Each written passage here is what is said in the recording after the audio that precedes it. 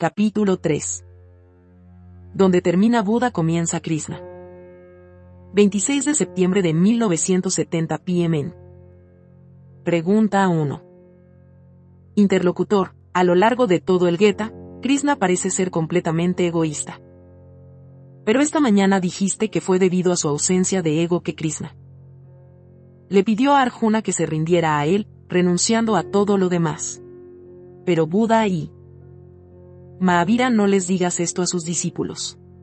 Entonces, ¿hay alguna diferencia entre sus tipos de ausencia de ego?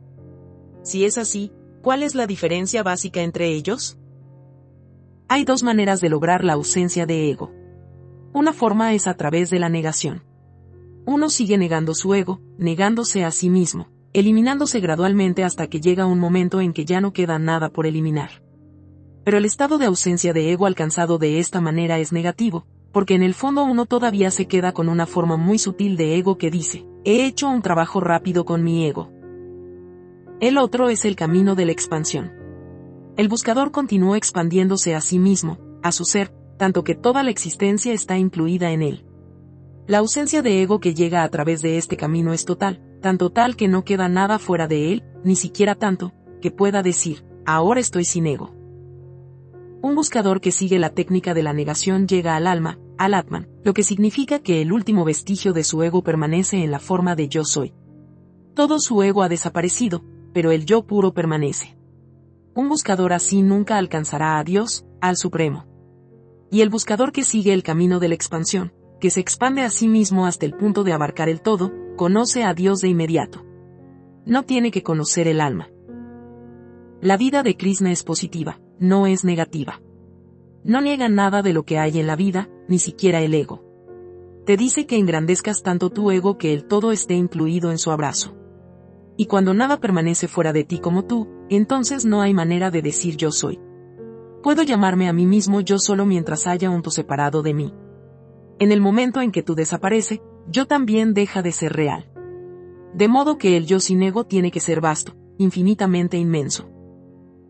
Es en el contexto de esta inmensidad del yo que el Rishi, el vidente de los Upanishad, exclamó: Aham Brahmasmi, yo soy Dios, yo soy el Supremo. No quiere decir que tú no eres Dios, solo quiere decir que, como no hay un tú, solo queda el yo. Soy yo quien pasa a través del árbol como una brisa. Soy yo quien se agita como las olas en el océano. Yo soy el que nace, y también soy el que morirá. Yo soy la tierra, y también soy el cielo. No hay nada en absoluto más que yo, por lo tanto, ahora no hay manera ni siquiera de que este yo exista. Si soy todo y en todas partes, ¿a quién le voy a decir que soy? ¿En relación con qué? La totalidad de Krishna es coextensiva, coexpansiva con lo inmenso, lo infinito, él es uno con el todo. Es por eso que puede decir: yo soy el Supremo, el Brahman. No hay nada egoísta en ello. Es solo una forma lingüística de decirlo. Yo es solo una palabra aquí, no hay una aunas en ello. El yo de Krishna ha dejado de existir. Como dije, la otra forma es negativa. Un buscador en el camino de la negación va negando, renunciando, poco a poco, a todo lo que constituye el ego y lo fortalece. Si la riqueza es uno de los factores del ego, renuncia a la riqueza. Pero sería erróneo pensar que solo una persona rica tiene un ego, y que solo un hombre pobre no tiene ego. Una persona pobre tiene un ego pobre, pero el ego está ahí. Y no pienses que solo el dueño de la casa es egoísta, y no el sannyasin. Incluso un sannyasin tiene su ego. Sin embargo, si renuncio a todo, cosa que compone y fortalece el ego, si renuncio al dinero, a la familia, a las relaciones, si renuncio a todos los apoyos de mi ego se quedará sin ningún apoyo. Pero incluso entonces el yo no desaparecerá, ahora se aferrará a sí mismo, a su propio yo puro. Esta es la forma más sutil del yo, la que viene a través del proceso de negación. Y mucha gente se queda atrapada allí y se queda colgada de ello, porque este yo es sutil, invisible. El ego de una persona rica es grosero y ruidoso, dice que posee mucho dinero. El ego de un sannyasin, un renunciante, es sutil, invisible, pero está ahí, dice que ha renunciado a tanto dinero. El ego de un amo de casa es obvio, tiene una casa, una familia, posesiones. Estos son los ingredientes de su ego y también sus señales. Pero incluso un monje tiene su monasterio, su ashram, su familia de discípulos. Y además, es un monje hindú o un monje cristiano o un monje maometano. Un monje tiene sus propias cosas que lo atan y alimentan su ego. Él también está atrapado en algún lugar. Pero su ego es sutil, invisible, ni siquiera usa la palabra yo, lo ha dejado caer. Pero eso no hace la diferencia. Uno tiene que ir más allá de la forma más sutil del yo, y eso es muy arduo. Mahavira y Buda lo trascienden, necesita un trabajo muy duro, exige una tremenda austeridad. Incluso si he renunciado a todas mis posesiones, a todo lo que llamaba mío, el yo puro permanece. ¿Cómo puedo ir más allá? 1 de cada 1000 alcanza la ausencia de ego a través del camino de la negación. 999 se quedarán atrapados con el yo sutil. Mientras que Mahavira trasciende el más sutil de los egos, aquellos que lo siguen se quedan atascados, porque es realmente difícil, muy difícil lograr la ausencia de ego de la manera negativa. Es fácil dejar caer los diversos puntales que fortalecen el yo, pero es casi imposible dejar caer el último vestigio del yo, el yo puro. Es en la última etapa de su viaje que un buscador en el camino de la negación encuentra su mayor obstáculo, pero un buscador en el camino de la afirmación se encuentra con él con fuerza en la primera etapa. Justo al comienzo de su viaje, a un buscador de afirmación de la vida le resulta muy difícil negar el tú, porque está ahí, es tan obvio. La disciplina espiritual de Krishna es muy difícil al principio. Pero una vez que superas eso, hay una navegación tranquila hasta el final. Pero en la disciplina de Mahavira y Buda el comienzo es bastante fácil. La verdadera dificultad está al final cuando, despojado de todos sus apoyos, el ego permanece en su forma purificada. Cómo deshacerse de este ego tan sutil es el verdadero problema. Lo que un buscador en el camino positivo hace al principio, el buscador en el camino negativo lo hace al final. ¿Qué hace un buscador afirmativo? Trata de descubrir su yo en el tú. Y el otro tipo de buscador, que busca a través de la negación, trata de encontrar el tú en su yo. Pero su tarea es muy difícil. Es mucho más fácil ver el yo en el tú que ver el tú en el yo. Y es aún más difícil verlo cuando se trata del punto del yo puro, porque ahora es solo un sentimiento de yoidad, que es tan fino y sutil. Así que la última parte del viaje en el camino de Buda y Mahavira es decisiva. Por lo tanto, es posible que un buscador abandone su búsqueda y se retire incluso antes de llegar a ella. Ha luchado toda su vida para salvar su yo y ahora está llamado a sacrificarlo. Es extremadamente difícil. Pero incluso este yo puro puede ser abandonado. Se puede descartar si el buscador llega a ver el tú incluido en su yo. Por lo tanto, la última etapa de la disciplina de Mahavira y Buda se llama Kevalajnán, o solo conocimiento. Kevalajnán significa que cuando el conocedor ya no existe, cuando solo queda el conocimiento, se puede encontrar la unidad última. La libertad suprema es la libertad del yo. No es la libertad del yo, sino la libertad del yo mismo. Pero aquel que viene después de Buda o Mahavira como su seguidor, viene con la pregunta ilusoria, ¿cómo lograré moksha, la libertad? Y esta es su dificultad. Ningún yo ha alcanzado jamás la libertad del yo y del mí es lo que realmente es el caso. Es por esta razón que los buscadores en la tradición de Mahavira caen fácilmente presa del egoísmo. No es de extrañar que se conviertan en grandes egoístas. La renuncia, la austeridad y el ascetismo, practicados durante mucho tiempo, van a fortalecer y endurecer sus egos. Al final se deshacen de todo y, sin embargo, un núcleo duro de ego que les resulta extremadamente difícil de disolver, puede llamarse un ego santo, permanece con ellos. Pero se puede disolver, ha sido abandonado por hombres como Buda y Mahavira. Y hay técnicas separadas para disolverlo. En el camino de Krishna, este núcleo duro del ego tiene que ser abandonado en primera instancia. ¿Es bueno seguir con una enfermedad que tienes que abandonar en última instancia? Cuanto más tiempo vivas con ella, peor y peor se volverá, se convertirá en una enfermedad crónica y transmisible.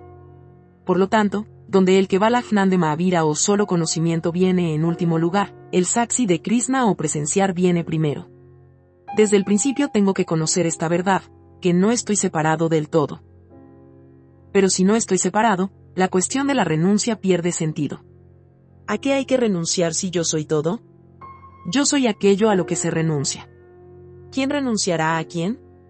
¿Y a dónde puedo ir si soy todo y estoy en todas partes? En uno de sus poemas, Rabindranath Tagore ha hecho una hermosa broma sobre la renuncia de Buda. Cuando Buda regresa a su hogar después de su iluminación. Mentación, su esposa Yasodhara le dice, durante mucho tiempo solo he tenido una pregunta que hacerte. Y ahora que estás aquí de nuevo, quiero saber si lo que lograste en la jungla no estaba disponible aquí mismo. A Buda le resulta muy difícil responderle.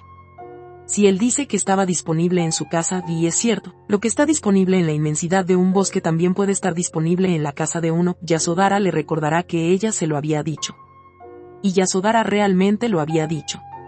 Fue por esta razón que Buda había abandonado su casa en la oscuridad de la noche sin informarle. Si acepta que la verdad está en todas partes, Yasodhara dirá inmediatamente que no tenía sentido la renuncia, que era pura locura de su parte. Y sería una falsedad decir que la verdad no se encuentra en el hogar, que solo se encuentra en el bosque, porque Buda ahora sabe por sí mismo que lo que encontró en el desierto está disponible en su propio hogar, está disponible en todas partes. Krishna no está a favor de la renuncia, no huye de ninguna parte, no renuncia a nada, a ninguna cosa. Lo que Buda viene a ver en la última hora, Krishna lo ve a la primera. ¿Qué es lo que Buda llega a saber al final de una larga y ardua búsqueda? Es que solo la verdad es, y que la verdad está en todas partes. Krishna lo sabe desde el principio, que solo la verdad existe, y que está en todas partes. He oído hablar de un fakir que pasó su vida viviendo en las afueras de una ciudad. Cada vez que alguien le preguntaba por qué no hacía alguna sadhana o práctica espiritual para alcanzar lo supremo, siempre decía, ¿qué hay que lograr? Ya se ha logrado. Si alguien le preguntaba por qué no iba en peregrinación, él decía, ¿a dónde ir? Ya he llegado. Y cuando alguien le preguntaba si no tenía algo que buscar, él decía, lo que uno busca ya está hallado. Ahora bien, este fakir no necesita sadhana, disciplina espiritual. Por lo tanto, ninguna sadhana, ninguna disciplina espiritual podría crecer en la tradición de Krishna. No te encontrarás con nadie que pueda ser llamado sadhaka o buscador en el camino de Krishna. ¿Qué hay que buscar? Buscas lo que no tienes, y solo puedes tenerlo si te esfuerzas por conseguirlo. Se necesita esfuerzo para lograr algo que aún no has logrado. Sadhana significa la búsqueda de lo probable. No se necesita ningún esfuerzo para lograr lo que ya se ha logrado. Luchamos por lo que debería ser, no por lo que es. No tiene sentido lograr lo logrado. Cuando por fin Gautama Siddhartha alcanzó la iluminación, cuando se convirtió en el Buda, el despierto, alguien le preguntó, ¿qué es lo que has logrado? Se dice que Buda dijo, no logré nada. Solo llegué a saber lo que ya era el caso. Descubrí lo que ya tenía conmigo. Antes no sabía que había estado conmigo por los siglos de los siglos, ahora lo sé. No es nada nuevo con lo que me he encontrado, siempre ha estado ahí. Incluso cuando no era consciente de ello, estaba muy presente, ni un ápice menos de lo que está ahora. Lo que Buda dice en el último momento, Krishna lo dirá en el primer momento. Krishna te dirá, ¿cuál es el punto de ir a cualquier parte? Ya estás donde quieres ir. Lo que crees que es una escala en tu viaje es en realidad tu destino, donde te encuentras ahora mismo. ¿Por qué correr en cualquier dirección? Ya estás en ese lugar al que quieres llegar después de haber terminado de correr. Ya has llegado. Así que hay un periodo de esfuerzo, de sadhana, en las vidas de Buda y Mahavira, seguido por un estado de satisfacción, de logro. Krishna es siempre un siddha, uno realizado, no hay tal cosa como un periodo de sadhana en toda su vida. ¿Alguna vez has oído que Krishna pasó por algún tipo de disciplina espiritual? ¿Meditó alguna vez? ¿Practicaba yoga? ¿Alguna vez ayunó y se sometió a otras austeridades? ¿Se retiró a la selva para practicar el ascetismo? No hay nada, absolutamente nada como una sadhana en toda su vida. Lo que Buda y Mahavira logran después de heroicos esfuerzos, Krishna ya lo tiene, sin ningún esfuerzo. Parece estar eternamente iluminado. Entonces, ¿por qué una sadhana? ¿Para qué? Esta es la diferencia fundamental entre Krishna y los demás. Por lo tanto, no hay forma de que el ego afecte la visión de Krishna en lo más mínimo, porque no hay un tú para él, nadie es el otro para él. Estuve hablando de Kabir esta mañana. Hay otra anécdota, que es igual de hermosa, en la vida de Kabir y su hijo Kamal. Una mañana, Kabir envía a Kamal al bosque para traer hierba verde para el ganado.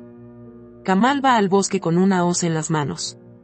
Las plantas bailan al viento, como bailan aquí mismo ante nosotros. La mañana se convierte en mediodía y el mediodía se convierte en noche, y sin embargo, Kamal no regresa a casa del bosque.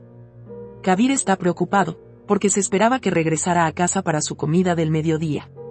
Kabir hace averiguaciones y luego va al bosque con algunos amigos en busca de su hijo.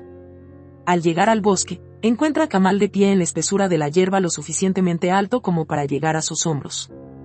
Es incorrecto decir que está de pie, en realidad está bailando con las plantas danzantes. El viento baila, las plantas bailan y Kamal baila con ellas.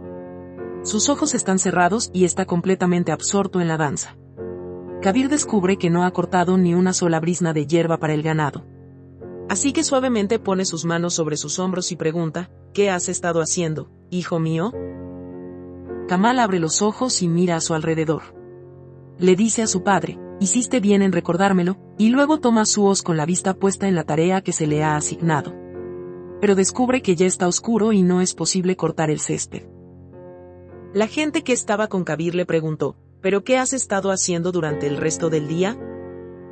Kamal dice, me convertí en una planta de hierba, olvidé que era un hombre o algo así. También olvidé que era pasto que vine a cortar y llevar a casa para mi ganado. La mañana era tan hermosa y dichosa, era tan festiva y bailaba con el viento, los árboles y la hierba, que habría sido una pura estupidez de mi parte no haberme unido a la celebración. Empecé a bailar, olvidándome de todo lo demás. Ni siquiera recordaba que era Kamal, que había venido aquí a recoger comida para mis animales. Vuelvo a ser consciente de ello solo ahora que vienes a recordármelo. Krishna, al igual que Kamal, está absorto en una danza, la danza cósmica.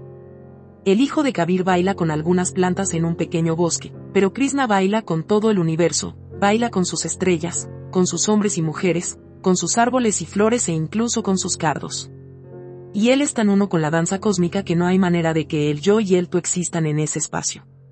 El estado de ausencia de ego que Krishna alcanza en este momento de danza es el mismo que Buda y Mahavira alcanzan al final de un largo y arduo viaje, un viaje de arduo trabajo, austeridad y ascetismo. Donde Krishna comienza su viaje, después de completar una carrera de maratón llegan Mahavira y Buda. Krishna no es un buscador. Sería un error llamarlo buscador.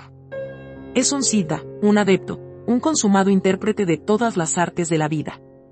Y lo que él dice en este estado de siddha, en este último estado de la mente, puede parecerte egoísta, pero no lo es. La dificultad es que Krishna tiene que usar el mismo yo lingüístico que tú, pero hay una tremenda diferencia de connotación entre su yo y el tuyo. Cuando dices yo significa el que está aprisionado dentro de tu cuerpo, pero cuando Krishna lo dice, se refiere a lo que impregna todo el cosmos. Por lo tanto, tiene el coraje de decirle a Arjuna, renuncia a todo lo demás y ponte de pie. Si fuera el mismo yo que el tuyo, un prisionero del cuerpo, le sería imposible decir una cosa como esta. Y Arjuna se habría sentido herido si el yo de Krishna fuera tan insignificante como el tuyo. Arjuna habría replicado de inmediato, ¿qué estás diciendo? ¿Por qué demonios debería rendirme a ti? Arjuna habría resultado herido, pero no lo estaba. Cada vez que alguien le habla a otro en el lenguaje del ego, crea una reacción instantánea en el ego del otro. Cuando dices algo con las palabras del yo del ego, el otro inmediatamente comienza a hablar el mismo idioma. Somos hábiles para conocer los matices de las palabras de los demás y reaccionamos bruscamente. Pero el yo de Krishna está absolutamente libre de todo rastro de egoísmo, y por esta razón podría invocar a Arjuna para que se rindiera completamente a él. Aquí, ríndete a mí realmente significa ríndete al todo. Ríndete a la energía primordial y misteriosa que impregna el cosmos. La ausencia de ego también llega a Buda y Mahavira, pero les llega después de una larga y dura lucha y esfuerzo. Pero puede que no llegue a la mayoría de sus seguidores, porque en sus caminos es lo último que llega. Así que los seguidores pueden llegar a él o puede que no. Pero la ausencia de ego es lo primero con Krishna, comienza donde terminan Buda y Mahavira. Por lo tanto, aquel que elige ir con Krishna tiene que tenerlo desde el principio. Si fracasa, no hay duda de que se irá con Krishna. Puedes recorrer un largo camino en compañía de Mahavira con tu yo intacto, pero con Krishna tienes que abandonar tu yo con el primer paso, de lo contrario, no vas a ir con él. Tu yo puede encontrar algún lugar con Mahavira, pero ninguno con Krishna. Para Krishna el primer paso es el último, para Mahavira y Buda el último paso es el primero. Y es importante que tengan en cuenta esta diferencia, porque es una gran diferencia, y una diferencia básica. ¿Qué sadhana puedes hacer con Krishna? Puedes bailar con él, puedes cantar con él, puedes celebrar con él y puedes fusionarte con él. O si llamas a esto sadhana, entonces es un asunto diferente. Por lo tanto, Krishna no tiene expectativas de ti. ¿Qué se puede esperar cuando el viaje comienza sin ego? Si vas a Buda o Mahavira para decir que eres un egoísta y quieres liberarte de él, él te dará algún método, te dirá que primero renuncies a esto y a aquello y luego el problema del ego será resuelto. Pero si vas a Krishna con la misma pregunta, él no te recetará ningún método, te dirá que el ego tiene que ir en primera instancia, que tienes que comenzar con su cesación. Krishna dirá que los métodos y las técnicas son formas de posponer. Es por eso que ninguna comunidad de buscadores podía crecer a su alrededor, no estaba en la naturaleza misma de las cosas. En lo que respecta a un buscador, le gusta mucho jugar con métodos. Dirá que es muy difícil desprenderse del ego, pero puede desprenderse de su dinero si va a ayudar. Pero Krishna no te va a obligar. Él dirá que desprenderse del dinero no servirá, porque su enfermedad continuará afligiéndolo incluso si renuncia a todas sus riquezas. Si un hombre que sufre de cáncer dice que no puede renunciar a su cáncer, pero que puede afeitarse la cabeza, ¿qué le dirás? Afeitarse la cabeza no hará ninguna diferencia en su enfermedad, el cáncer seguirá atormentándolo. No hay conexión entre el cáncer y el afeitado. El cáncer seguirá siendo un problema incluso si te afeitas la cabeza 100 veces. Si el buscador dice que, para empezar, está preparado para renunciar a su ropa, Krishna dirá que la ropa no tiene nada que ver con el cáncer. Pero Mahavira y Buda no dirán esto. Mahavira dirá, está bien, comienza afeitándote la cabeza. Luego ya veremos. Todo el mundo puede tener acceso a Mahavira y Buda. Ellos dirán, haz lo que puedas, nos encargaremos de lo último al final.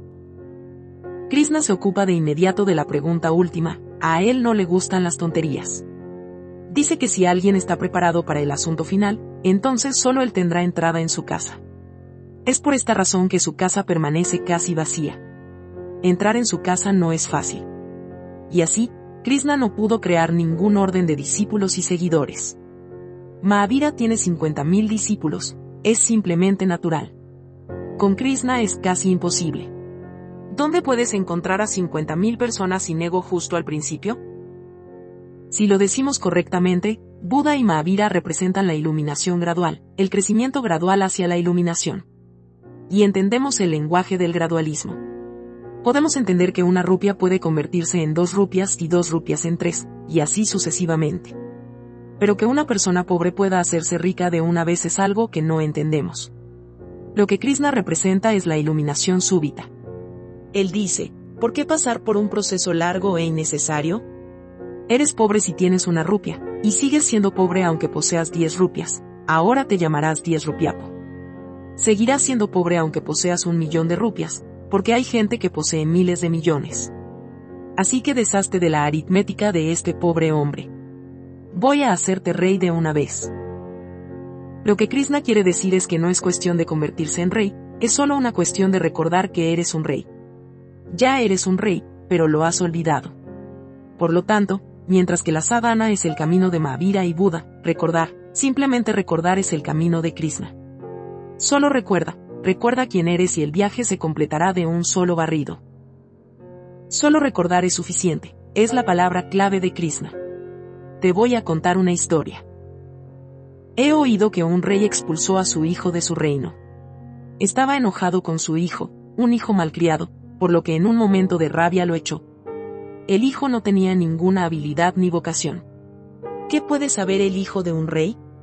Ni siquiera tenía educación, por lo que no podía hacer nada para ganarse la vida decentemente. Sin embargo, a modo de pasatiempo, había aprendido un poco a cantar y bailar en su infancia.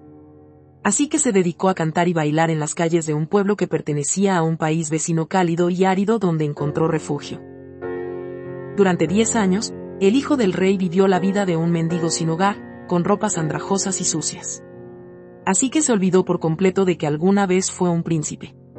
Y curiosamente, en estos 10 años, fue madurando cada vez más hacia la realeza, ya que era el único hijo de un rey que envejecía cada vez más. Pero, en ese momento, era una persona sin rostro que se movía de puerta en puerta con un cuenco de mendicidad en las manos. Cuando el rey envejeció, comenzó a preocuparse por el futuro de su trono. ¿Quién iba a sucederle y administrar su reino después de su muerte? Así que le pidió a su primer ministro que buscara a su único hijo, a quien había expulsado años atrás, y lo trajera de vuelta para que pudiera tomar las riendas de su reino. Incluso si era estúpido, había que llamarlo, pensó el rey. No había otra alternativa. El primer ministro salió en busca del hijo de su rey. Después de mucha investigación y esfuerzo, llegó a la ciudad donde su futuro amo vivía como un don nadie. Su carro se detuvo frente a un hotel, donde lo encontró bajo un sol abrasador de mediodía, un joven que le pedía un poco de dinero al gerente del hotel para comprarse un par de sandalias. Señalaba sus pies descalzos y sangrantes, lacerados por las heridas. El primer ministro bajó del carro y se acercó al joven mendigo. No tardó en reconocerlo, era el hijo del rey, aunque estaba en harapos, con el cuerpo demacrado, la cara arrugada y quemada por el sol. Él se inclinó ante él y le dijo: «El rey te ha perdonado y te pide que vuelvas a tu reino». En un segundo, una fracción de segundo, el rostro del joven se transformó y tiró su cuenco de mendigo. En poco tiempo dejó de ser un mendigo y se convirtió en rey. Y le dijo al primer ministro: «Ve al mercado y tráeme un par de buenos zapatos y buena ropa, y mientras tanto haz los arreglos para mi baño». Y con paso de príncipe, se acercó al carro y subió a bordo. Dentro y alrededor del hotel, todos los que poco antes le habían dado limosna o se la habían negado, acudían corriendo, apiñados alrededor de su carro. Y descubrieron que él era un hombre completamente diferente, él ni siquiera los estaba mirando ahora. Le preguntaron: «¿Cómo es que te olvidas de nosotros en un momento?». El príncipe dijo: «Te recordaba desde que había olvidado quién era. Justo ahora he recordado quién soy, así que olvídate de que soy un mendigo». Cuando la multitud le recordó lo que había sido hacía un momento, dijo: «Ahora me acuerdo. Ahora sé que soy un rey. Siempre he sido un rey». El camino de Krishna es simplemente recordarle al hombre quién es. Esto no es algo para practicar, es solo un recuerdo. Y en un momento de este recuerdo todo se transforma, el cuenco del mendigo se tira a la basura. En un momento uno deja de ser un mendigo y se convierte en un rey. Pero este convertirse en rey es un evento repentino. Y recuerden, es solo de repente que alguien se convierte en rey. Alguien puede ser un mendigo gradualmente, paso a paso, pero no un rey. Es erróneo pensar que hay pasos que conducen a la realeza. Hay pasos para ser un mendigo. Si subes esos escalones y te paras en la cima, te convertirás, en el mejor de los casos, en un mejor mendigo, un mendigo adinerado y nada más. No hará ninguna diferencia significativa. Si aún quieres ser un rey, tendrás que saltar desde la cima a la que has llegado paso a paso. Este momento llega a Buda y Mahavira, pero llega en la última hora. A Krishna le llega justo en el principio. Krishna te dirá: primero da un salto, y luego nosotros nos encargaremos de lo siguiente. Y después de haber dado un salto, este siguiente paso no es necesario en absoluto. A lo largo del Gita, Krishna no hace nada más que recordarle a Arjuna quién es. No da un sermón, solo lo golpea en la cabeza una y otra vez para que recuerde quién es. Él no está allí para enseñarle, sino para despertarlo. Sacude a Arjuna para que despierte y conozca su propia naturaleza, su naturaleza innata. Él le dice: estás absorto en asuntos muy insignificantes, como si la gente muriera en tus manos si luchas. Despierta y comprueba por ti mismo si alguien ha muerto alguna vez. Tú estás eternamente vivo. Pero Arjuna está dormido, está soñando, y de vez en cuando pregunta por qué debería matar a sus propios parientes. Krishna no le explica nada, le da un tratamiento de choque para que se despierte y vea la realidad por sí mismo. Es una ilusión pensar que uno está relacionado con uno y no con otro. La verdad es que o está relacionado con todos o con ninguno. Del mismo modo, o muere todo el mundo o no muere nadie. En última instancia, lo que cuenta es la verdad. Recordar es la esencia de la filosofía de vida de Krishna. Por lo tanto, no es ningún tipo de disciplina espiritual, es un salto directo hacia el despertar, hacia la iluminación. Pero no tenemos el coraje de dar ese salto y por eso decimos que no es de nuestro agrado. Queremos movernos con cautela y lentamente, paso a paso. Pero recuerda, si te mueves de esta manera, salvarás tu ego a cada paso. Es realmente para salvar tu ego que te niegas a dar un salto. Un salto es ciertamente peligroso para el ego, tu ego no puede sobrevivir después de un salto. Vas despacio solo para salvarte a ti mismo, pero lo que se está salvando a cada paso permanecerá seguro incluso en el último paso del viaje. Y entonces tu ego te dirá que de alguna manera entres en moksha o liberación, manteniéndote intacto. Pero es simplemente imposible salvarse a sí mismo y entrar en moksha. Nunca ha sucedido. La entrada en moksha es posible solo después de que el ego ha sido completamente aniquilado. La muerte del ego es el precio de la libertad. Este es el problema con el que te vas a encontrar al final, por mucho que lo evites. Es ineludible. Por lo tanto, digo que es mucho mejor invitar al problema y enfrentarlo desde el principio en lugar de posponerlo hasta el final. ¿Por qué perder tanto tiempo y energía? Lo que Buda y Mahavira encuentran en el último momento no es otra cosa que recordar, no es el resultado de ninguna sadhana. Pero dado que vemos a un gran número de personas involucradas en la sadhana, pensamos que la sadhana funciona. Una persona da 20 vueltas a su aldea y luego recuerda quién es. Otra persona recuerda quién es después de hacer solo una ronda. Y alguien más puede conocerse a sí mismo sin hacer una sola ronda. Pero un espectador puede llegar a la conclusión de que se necesitan 20 rondas para llegar a este recuerdo. Pero el hecho es que no hay una relación de causa y efecto entre recordar y hacer rondas por un pueblo. Y esto hay que entenderlo claramente. No hay un vínculo causal entre lo que Mahavira hizo y lo que encontró. No se puede decir que Varman se convirtió en Mahavira porque pasó por un curso específico de disciplina espiritual. Si es así, entonces Jesús no puede convertirse en Cristo porque no hace nada como lo hizo Mahavira. Entonces Buda no puede suceder, porque Gautama Siddhartha no sigue la sadhana de Mahavira, su curso de disciplina espiritual. Si el agua se calienta hasta el punto de ebullición, se convierte en vapor, por lo que existe una conexión causal entre el vapor y el calentamiento. Pero la vida espiritual no está sujeta a la ley de causa y efecto. Y es por eso que la vida espiritual puede ser absolutamente libre. La libertad no es posible dentro de la cadena de causa y efecto. La ley de causa y efecto es una especie de esclavitud, todo efecto está ligado a su causa. La causa y el efecto dependen el uno del otro, no puede ser el uno sin el otro. Y así como una causa se convierte en un efecto, así un efecto se convierte en una causa para algún otro efecto. Así que todo está ligado con todo lo demás, y no tiene fin. Es una especie de continuo de causa y efecto. Cuando el agua se convierte en vapor, queda sujeta a la ley del vapor como estaba sujeta a la ley del agua hace poco tiempo. Y de la misma manera, cuando se convierte en hielo queda sujeto a la ley del hielo. Por lo tanto, está delimitado en ambos extremos, está en cautiverio. Lo que llamamos moksha o libertad es no causal. La libertad no está sujeta a la ley de causa y efecto. No es causada, no puede ser. La libertad no tiene causa. No se puede decir que alguien alcanzó la libertad por esta o aquella razón, porque ayunó durante tantos días. Si es así, entonces cualquiera puede convertirse en un Mahavira si ayuna. Pero no es así.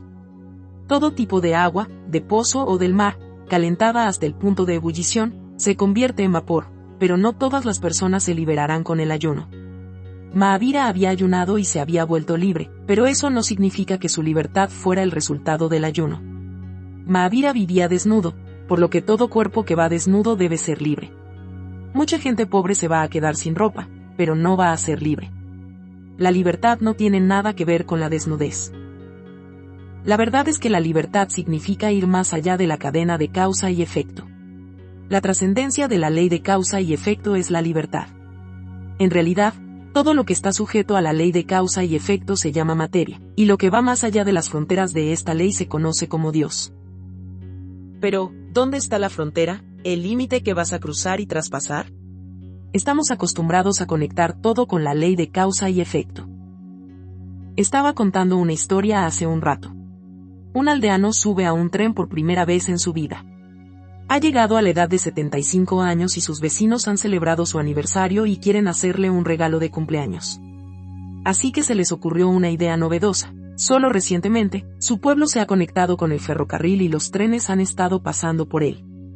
Y hasta ahora ninguno de ellos ha hecho un viaje en tren. Así que deciden darle la oportunidad al anciano de ser el primero entre ellos en disfrutar de tal viaje. Este será su regalo de cumpleaños para él. Así que le compran un boleto al viejo y lo suben al tren. Un amigo suyo también lo acompaña en busca de compañía y consuelo. Los dos suben al tren y son extremadamente felices. Cuando el tren sale del pueblo, un vendedor de refrescos entra en su compartimento con una bandeja de refrescos y comienza a venderlos. El anciano y su amigo nunca antes habían probado un refresco, así que miran a su alrededor para ver si alguien lo está bebiendo. Cuando ven que algunas personas lo compran y lo beben, se compran una botella y acuerdan compartirla entre ellos, mitad y mitad. Uno de ellos lo bebe primero y le gusta. Pero cuando ha consumido su parte de la bebida, su amigo se impacienta por su parte y le arrebata la botella de las manos. Justo en este momento el tren entra en un túnel y de repente todo el tren se sumerge en la oscuridad. Y el hombre que ya ha probado la bebida le grita a su amigo: «No toques eso. Me he quedado ciego. Parece ser algo muy peligroso». El hombre no tenía idea de que el tren entraba en un túnel oscuro, y cree que la bebida lo ha dejado ciego.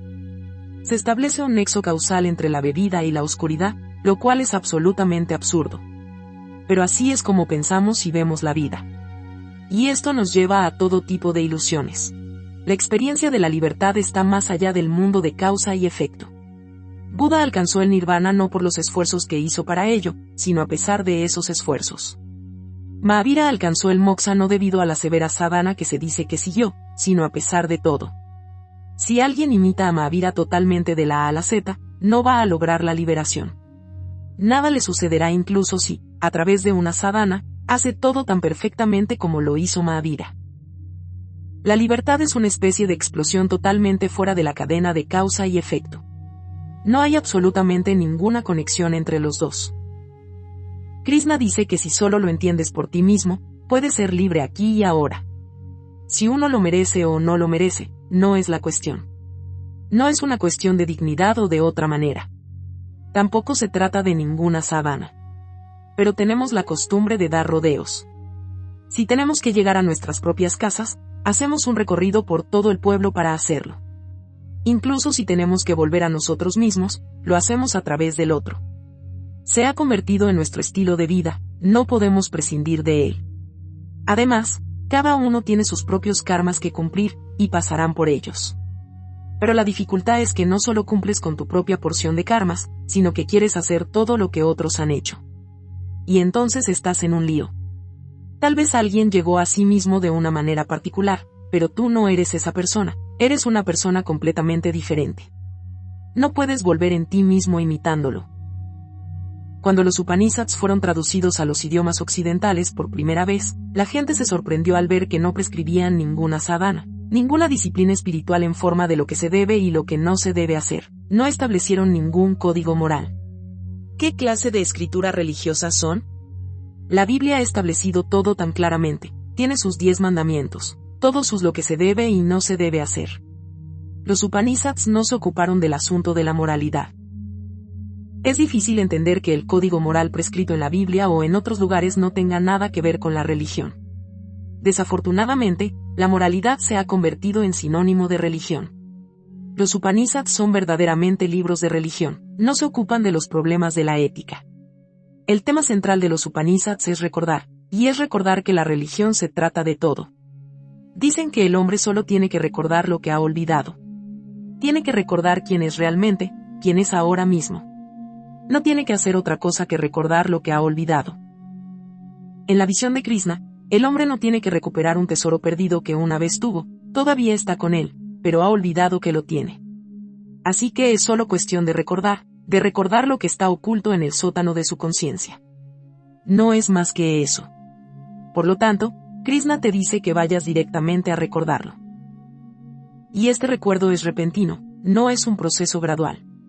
Krishna no prescribe ninguna disciplina, ningún código moral, ningún ritual que las religiones en general hacen.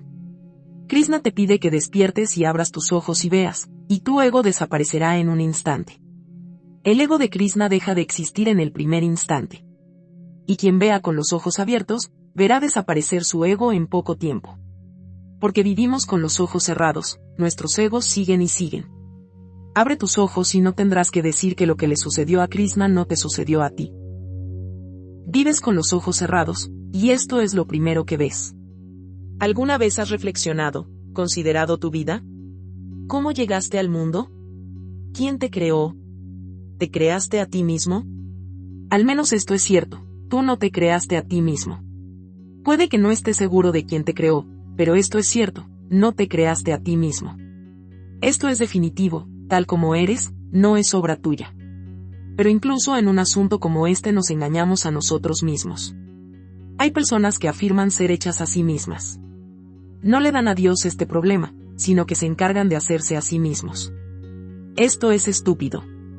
Pero estamos tan ciegos que no podemos ver una verdad tan simple que nuestro propio ser no está en nuestras manos. ¿Has contemplado alguna vez la cuestión fundamental del ser y del vivir? ¿Alguna vez te has preguntado, lo soy, pero ¿cómo soy responsable de mi ser? ¿A dónde habría ido a quejarme si no estuviera? ¿Dónde están los que no están? Se van a quejar. Si lo soy, si no lo soy, no lo soy. Está bien como soy, pero ¿qué haría si no soy como soy? Si solo miramos detenidamente los hechos de la vida, sabremos que, en realidad, nada está en nuestras manos, ni siquiera nuestras manos están en nuestras manos. Solo trata de sostener tu mano con tu mano y sabrás la realidad. Realmente, nada está en nuestro poder. Entonces, ¿cuál es el significado de decir yo y mi y mío? Aquí todo está sucediendo, y sucediendo juntos. Es un arreglo orgánico, un todo orgánico. Aquí todo es miembro de todo lo demás. ¿Quién puede decir que habría estado aquí si las flores que florecieron en mi jardín esta mañana no hubieran florecido? Ordinariamente podemos decir que no hay conexión entre mi presencia aquí y el florecimiento de algunas flores en mi jardín. Podría haber estado aquí incluso si esas flores no hubieran florecido. Pero en realidad, los dos eventos están íntimamente conectados. La presencia de esa flor en el jardín y mi presencia aquí son dos polos de un mismo evento. Ahora, si el sol se extingue esta noche, toda la vida en esta tierra se extinguirá inmediatamente. Mañana no habrá mañana. Así que dependemos para nuestra vida del sol, que está a 1.000 millones de millas de distancia de nosotros. Y el sol depende de algunos soles más grandes, y a su vez esos soles más grandes dependen de algunos soles aún más grandes que existen en la galaxia. Aquí todo depende de todo lo demás. Toda la vida es realmente interdependiente. No estamos separados los unos de los otros, no somos islas. Somos un vasto continente, un continente sin fin. Aquí todo está unido y es uno. Si solo ves este hecho con los ojos abiertos, entonces no será necesario recordarte que yo y tú son meras invenciones del hombre, y además invenciones completamente equivocadas. Y cuando lo percibes, también sabes lo que es, conoces la verdad. A menos que lo veas con claridad, no puedes saber quién eres y cuál es la realidad. Y mientras no lo sepas, seguirás aferrándote a los conceptos de yo y tú, seguirás viviendo en un mito, en un sueño. Krishna te dice que recuerdes en el primer paso y que no hagas nada más. Y todo su viaje se completa con un solo paso. Recuerda quién eres, qué eres, dónde estás, porque con este recuerdo todo se revela y se sabe. Este recuerdo es una bendición. Pregunta 2. Pregunta. Yo hago una pregunta en considerar para integridad. Tú decir ese. La vacuidad es la característica básica de la totalidad. Buda había alcanzado absoluta empticia. ¿No debería ser llamado íntegro? ¿Y por qué la vacuidad no es multidimensional en sí misma? A este respecto, hay que entender algunas cosas. Como decía antes, Buda alcanzó la vacuidad, por lo que la vacuidad es su logro. Y la vacuidad que se logra tiene que ser necesariamente unidimensional, y se vuelve dependiente de quien la logra. Trata de entenderlo de otra manera. Si vacío mi interior, si niego algo en mí, dejará de ser, y alcanzaré una especie de vacío. Pero este vacío no será más que la ausencia de algo que he negado. Pero hay un tipo diferente de vacuidad que no es de nuestra creación. Esta vacuidad nace de nuestra conciencia de nuestro ser. Estamos vacíos, somos la vacuidad misma, así que no tenemos que convertirnos en ella. La vacuidad es nuestra propia naturaleza, nosotros lo somos. Y cuando llegamos a ella, no es el resultado de alguna sadhana, de alguna disciplina o esfuerzo. Y este vacío es multidimensional. No hemos vaciado algo para vaciarnos, solo hemos recordado que estamos vacíos, somos la vacuidad misma. La vacuidad de Buda, que es vista por nosotros, es una que se ha logrado. Y solo se puede ver ese vacío que se ha logrado. Nunca vemos ninguna vacuidad en Krishna, por el contrario, Se puede decir que está realizado, que está ocupado y activo. Se siente la presencia de Krishna, no su ausencia. Podemos saber que hay algo tangible en Krishna, pero no podemos saber que él está vacío. Sin embargo, podemos saber que Buda está vacío. La razón es que todos estamos llenos de algo que Buda ha negado. Estamos llenos de ira, y Buda ha arrojado su ira. Estamos llenos de violencia, y Buda ha abandonado su violencia. Estamos llenos de apegos y apegos, y Buda ha renunciado a ellos. Estamos llenos de ilusiones, y Buda ha renunciado a sus ilusiones. Buda se ha vaciado de toda la basura con la que estamos atiborrados, y así podemos reconocer su vacuidad. No hay ninguna dificultad para ello. Pero no podemos conocer la vacuidad de Krishna. Está libre de codicia y, sin embargo, puede apostar. Está libre de ira y, sin embargo, toma las armas y pisa el campo de batalla. No es violento y, sin embargo, incita a Arjuna a luchar y matar a sus enemigos. No tiene ataduras y, sin embargo, ama. Encontramos en Krishna todo lo que encontramos en nosotros mismos, y por lo tanto su vacuidad está más allá de nuestro alcance. La vacuidad de Buda es realmente la ausencia de algo que todos tenemos, y así llegamos a conocerlo. Buda está vacío de todo lo que conocemos como enfermedades del hombre. En lo que concierne a las dolencias humanas, está libre de ellas. Ninguna de nuestras debilidades y enfermedades lo aflige. Y podemos ver la vacuidad de Buda hasta este punto. Pero da otro salto desde ese espacio, pero no podemos verlo. De la vacuidad que podemos ver, salta a la vacuidad suprema que nosotros no podemos ver. Buda está en su lecho de muerte y, aún en este momento de partida, sus discípulos le preguntan, ¿a dónde irás después de la muerte? ¿Dónde estarás? ¿Estarás en moksha o nirvana o dónde? ¿Y cómo vas a estar allí? Buda dice, no estaré en ninguna parte. De hecho, no lo seré. Esto es lo que los discípulos no logran comprender, porque piensan que aquel que ha renunciado a todo como la codicia y el apego debería estar en algún lugar del cielo, en moksha, tiene que estar en alguna parte. Buda dice de nuevo, no estaré en ninguna parte, desapareceré como una línea dibujada en la superficie del agua. ¿Puedes decir a dónde va una línea dibujada en la superficie del agua después de que deja de ser? ¿Dónde vivirá para siempre?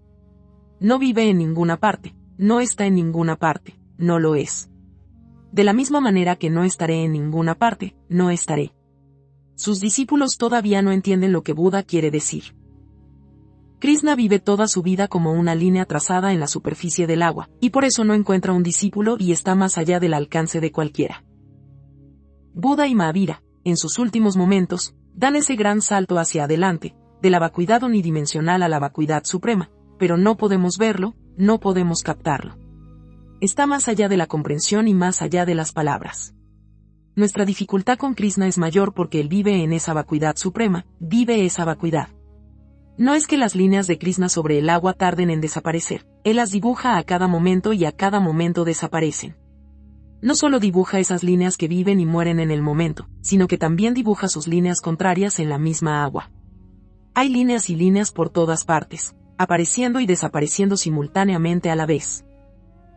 Una hermosa mañana, Buda alcanza la vacuidad, Krishna es la vacuidad misma.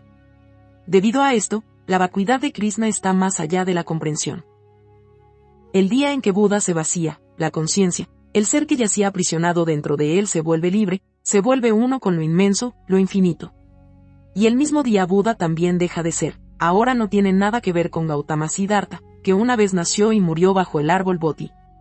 Lo que era la vacuidad del ser dentro de él, ahora se libera para convertirse en uno con lo inmenso, lo infinito. Es por eso que no hay historia alguna que pueda decir algo acerca de ese vacío, acerca de ese devenir uno con la inmensa existencia. Pero la forma en que Krishna vive toda su vida de polo a polo crea una historia de esa vacuidad. Y tenemos esa historia para contarnos cómo sería si Buda continuara viviendo en esta tierra después de alcanzar la vacuidad suprema. Esto no sucede, y no tenemos la oportunidad de presenciarlo. La más rara de las oportunidades se nos presenta con Krishna, donde el logro de la vacuidad absoluta de Buda y su fin ocurren juntos. La vacuidad absoluta de Krishna y su ser caminan juntos. Si Buda regresa de su nirvana total o maparinirvana, como se le llama, será muy parecido a Krishna.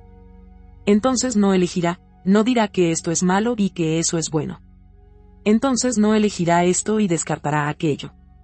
Entonces no hará nada, solo vivirá y vivirá totalmente. Krishna siempre vive de esa manera. Lo que es el logro supremo de Buda es simplemente el estilo de vida natural de Krishna, su forma de vida ordinaria. Por lo tanto, en cuanto a sí mismo, nos pone en grandes dificultades. Aquellos que alcanzan la vacuidad suprema pronto desaparecen de esta tierra. Desaparecen en el proceso mismo de logro, y por lo tanto no nos molestan de la manera en que lo hace Krishna. Mientras viven, nuestras ideas de moralidad y ética parecen derivar apoyo de ellos. Pero Krishna es la vacuidad viviente. Él no parece apoyar ninguna de nuestras creencias morales. Por el contrario, perturba y desordena todo. Este hombre nos deja en una confusión total, donde no sabemos qué hacer y qué no hacer. De Buda y Mahavira viene la ley de la acción, de Krishna la ley del ser. Aprendemos de Buda y Mahavira el camino de acción, de Krishna el camino de ser. Krishna es simplemente seridad. Un hombre visitó a un maestro zen y le dijo que quería aprender a meditar. El maestro dijo, solo mírame y aprende a meditar si puedes. El hombre estaba desconcertado, porque el maestro estaba ocupado cavando un hoyo en el jardín. Lo observó un rato y luego dijo, he visto suficientes excavaciones, y yo mismo he excavado bastante. Estoy aquí para aprender a meditar. El maestro dijo, si no puedes aprender meditación observándome, ¿de qué otra manera puedes aprenderla? Yo soy la meditación misma. Lo que sea que haga aquí es meditación. Observa bien cómo cavo. Entonces el visitante dijo, los que me dijeron que viniera a ti decían que eras un hombre de gran conocimiento, pero parece que he venido a la persona equivocada. Si tuviera que ver la excavación, podría haberlo hecho en cualquier lugar. El maestro le pidió entonces que se quedara con él unos días. Y el hombre se quedó en el monasterio zen. Mientras tanto, el maestro siguió su propio camino. Se bañaba por la mañana, cavaba hoyos en el jardín y regaba las plantas, comía y se acostaba por la noche. 2 días después, el visitante se molestó y de nuevo dijo, estoy aquí para aprender meditación. No tengo nada que ver con lo que haces de la mañana a la noche. El maestro sonrió y dijo, yo no enseño a hacer, yo enseño a hacer. Si me ves cavando hoyos, entonces debes saber que así es como cava la meditación. Cuando me veas comer, entonces debes saber que así es como come la meditación. No hago meditación, soy la meditación misma. Entonces el visitante se preocupó y dijo, parece que llegué a un loco. Siempre me dijeron que meditar es hacer, nunca había escuchado que alguien pudiera hacer meditación en sí misma. A esto, el maestro simplemente dijo, es difícil decidir quién está loco, tú o yo. Pero no podemos resolverlo entre nosotros. Todos hemos amado, pero nadie ha sido nunca el amor mismo. Ahora bien, si viene alguien que es el amor mismo, ciertamente nos perjudicará. Debido a que el amor siempre llega a nosotros como un acto de comportamiento, nunca lo conocemos como ser. Amamos a esta persona y a esa persona, a veces amamos y a veces no, siempre es una forma de actividad para nosotros. Así que alguien que es el amor mismo será un enigma para nosotros. Su propio ser es amor, todo lo que hace es amor, y todo lo que no hace, eso también es amor. Si abraza a alguien es amor, y es amor cuando pelea con alguien. Es realmente difícil entender a una persona así, él nos desconcierta.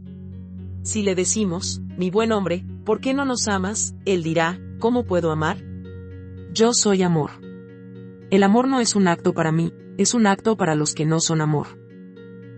Esta es nuestra dificultad con Krishna. Toda la existencia de Krishna es vacía, baba. No es que se haya vaciado, o que haya vaciado algún espacio quitando su contenido. Acepta lo que es, y su vacuidad proviene de esta aceptación total. Hay una diferencia entre esta vacuidad y la vacuidad de Buda o Mahavira, y esta diferencia continúa ahí hasta que dan su último salto al espacio de la vacuidad suprema. Hasta entonces, queda algo de Buda y Mahavira, se convierten en nada solo después de que se ha dado el último salto. Pero Krishna es esa nada, toda su vida, y su vacuidad es la nada viviente de la que Buda y Mahavira carecen hasta que dan el salto definitivo. Hasta el último momento de sus vidas están llenos del tipo de vacío que podemos conocer, porque ha sido creado mediante la eliminación de contenidos.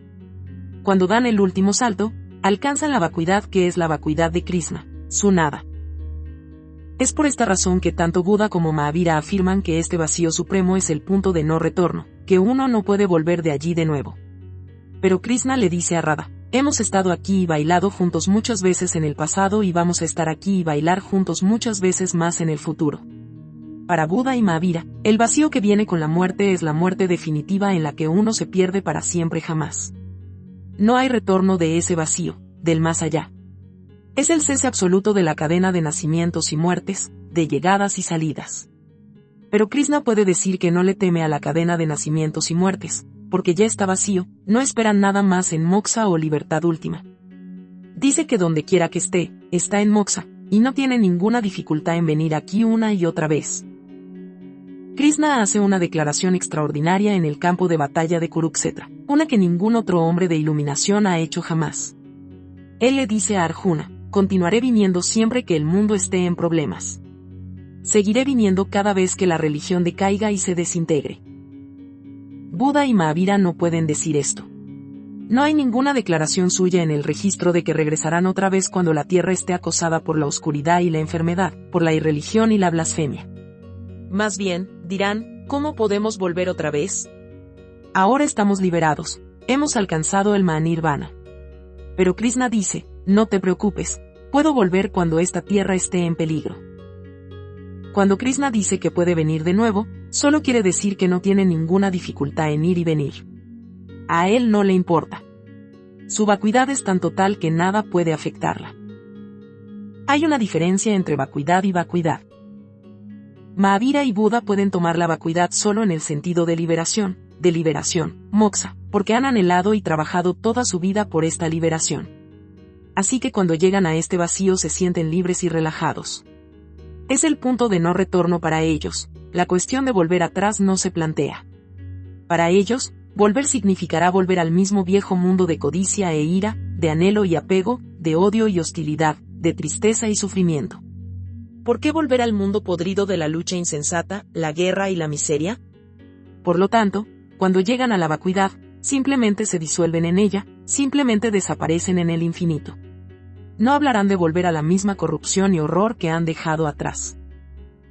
Pero volver al mundo no hace ninguna diferencia para Krishna, él puede volver fácilmente si es necesario. Seguirá siendo el mismo en cada situación, en el amor y el apego, en la ira y la hostilidad. Nada perturbará su vacuidad, su calma. No encontrará dificultad alguna en ir y venir. Su vacuidad es positiva y completa, viva y dinámica. Pero en lo que concierne experimentarlo, es lo mismo ya sea que llegues a la vacuidad de Buda o a la de Krishna. Ambos te llevarán a la felicidad. Pero mientras que la vacuidad de Buda te traerá relajación y descanso, tal vez la vacuidad de Krishna te lleve a una acción inmensa. Si podemos acuñar una frase como vacío activo, describirá apropiadamente la vacuidad de Krishna. Y la vacuidad de Buda y Mahavira debería llamarse vacío pasivo. La bienaventuranza es común a ambos, pero con una diferencia. La bienaventuranza del vacío activo será creativa y el otro tipo de bienaventuranza se disolverá en el gran vacío. Puedes hacer una pregunta más, después de la cual nos sentaremos a meditar. Pregunta 3. Interrogador: ¿cómo es que Buda vive 40 años después de alcanzar el nirvana o la gran vacuidad? Es cierto que Buda vive de 40 a 42 años después de convertirse en Buda. Mahavira también vive más o menos en el mismo periodo de tiempo. Pero Buda hace una diferencia entre el nirvana y el nirvana. Justo antes de abandonar su cuerpo, dice que lo que había alcanzado bajo el árbol Bodhi era simplemente el nirvana, la vacuidad, y lo que ahora va a alcanzar será el Mahanirvana o la vacuidad suprema. En su primer nirvana, Buda alcanza la vacuidad que podemos ver, pero su segunda vacuidad, su Mahanirvana, es tal que no podemos verlo. Por supuesto, hombres como Krishna y Buda pueden verlo.